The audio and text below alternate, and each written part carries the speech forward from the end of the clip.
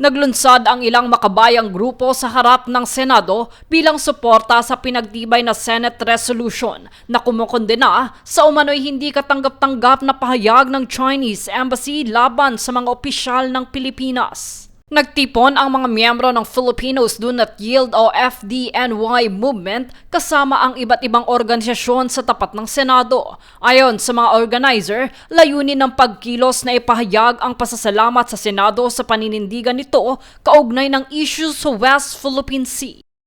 Sa kanilang pahayag, iginiit ng mga grupo na ang West Philippine Sea at ang Kalayaan Island Group ay saklaw ng karapatan ng Pilipinas na batay sa United Nations Convention on the Law of the Sea o UNCLOS at sa 2016 Arbitral Award. Kasabay nito, sinabi ni Senator Raffy Tulfo na hindi dapat ituring na banta ang resolusyong kumokondena sa mga pahayag ng Chinese Embassy.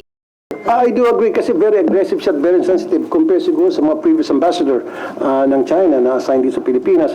Itong isa masyado siyang sensitive and aggressive at the same time, parang balat sibuyas and agresibo siya sa kanyang mga aksyon.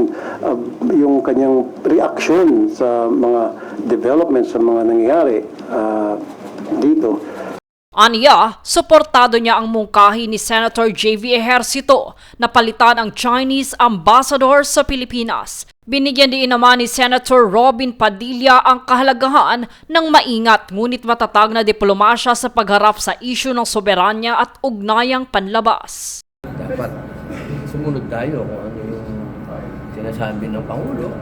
Firm daw pero diplomatic, hindi bastos. Sa kabila nito, ipinunto ng mga dumalo na ang kanilang panawagan ay kapayapaang nakabatay sa batas at hindi digmaan. Ngunit naninindigan silang hindi dapat magpasupil ang bansa sa anumang anyo ng pananakot.